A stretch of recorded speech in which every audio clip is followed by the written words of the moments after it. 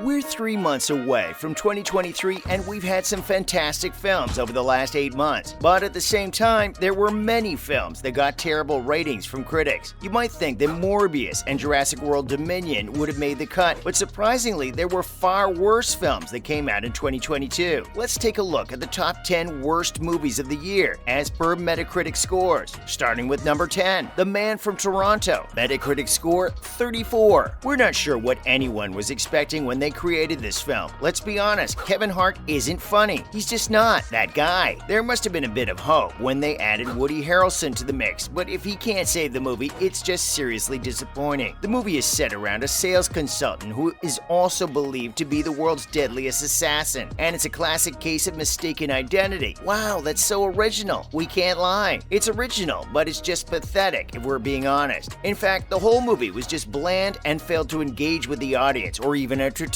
Hart's performance is cringeworthy, and he comes off as extremely forced and amateurish at times. They even got in Kaylee Cuoco for a bit part cameo, but it's beyond our comprehension as to what she was doing in such a pathetic movie. We blame Netflix for churning out movies just for the sake of it. Next at number 9, Texas Chainsaw Massacre. Metacritic score 34. Kevin Hart's performance in The Man from Toronto might have been cringeworthy, but if you've watched Texas Chainsaw Massacre, the Netflix original one, you'll forgive Hart. They've somehow turned it all into gentrification, as they've got a very hip young cast planning on making it a hip place to go, and well, we're not sure how they've managed to get this idea approved. Actually, never mind, this is a Netflix original. We shouldn't even get mad that it's on the list. The only good part is that Leatherface does show up, but it was still quite weird to see the power tool wielding maniac committing mass murder in front of our eyes, and he's also the protagonist. Another star-studded cast and another massive disappointment from Netflix.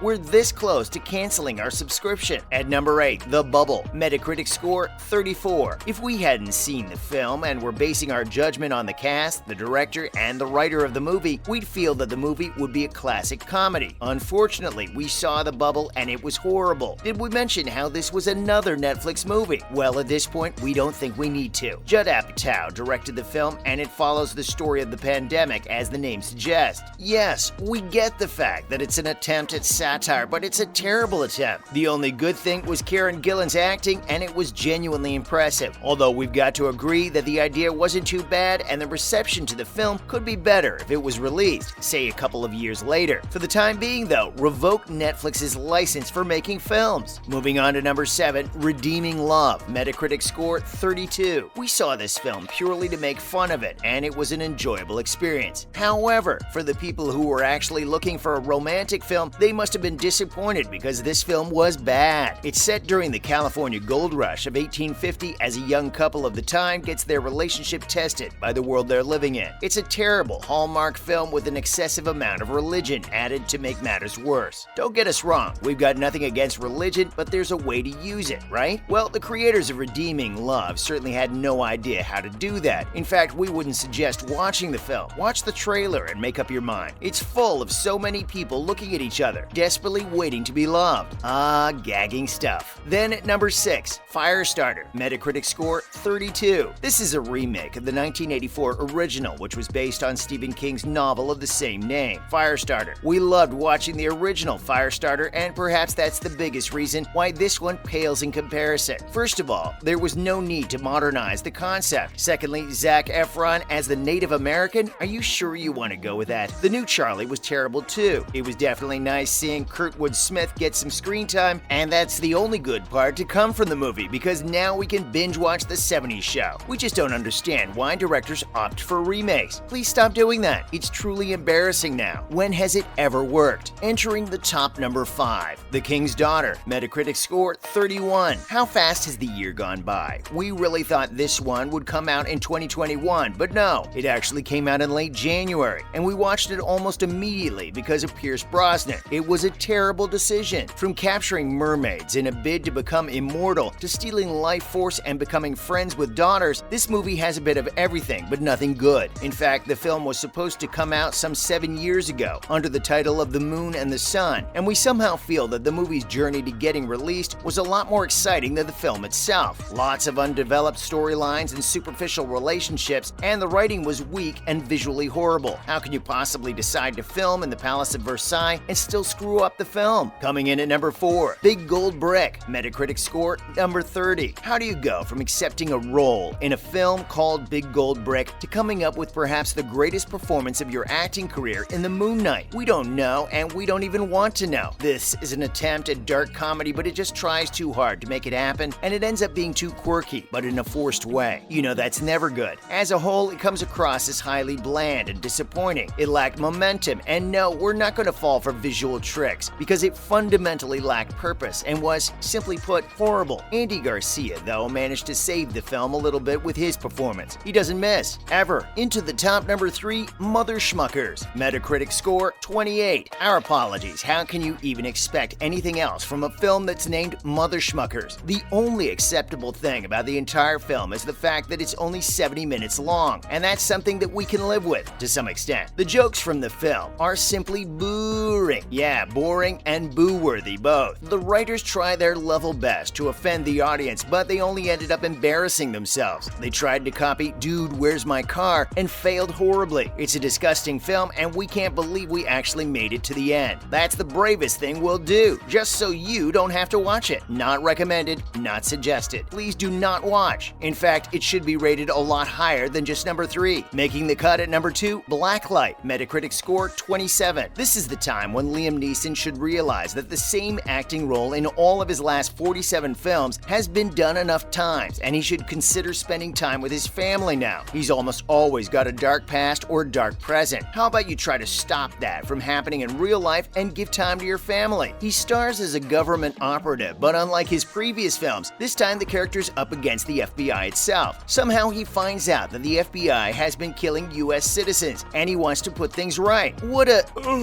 surprise, right? It tries too hard to be something that the film would never be. At the end of the day, it's just another clunky thriller with a terrible plot. Finally, at number 1, Asking for It, Metacritic score 20. Before we get into what we think about the movie, how about we look at Jeanette Katsoulis, a writer for the New York Times, explaining the film in a few words: subtle as a sledgehammer and shallow as a saucer. She's spot on. It's a thriller following the story of a waitress who was sexually assaulted, and as part of her revenge, she teams up with a group of vigilante women. The movie, as expected, lacked depth and is nothing more than a paint-by-numbers revenge movie. We won't even say that the idea was good because it was horrible, and somehow the execution still remained far worse. It deserves the number 1 spot on the list of the worst movies of 2022, and we think it'll remain at the top until the end of the year. That's a wrap for this video. Which other film deserved to make the top 10 worst films cut on this list? Let us know in the comments below. Make sure you give this video a thumbs up and subscribe to our channel for more videos. See you in the next one.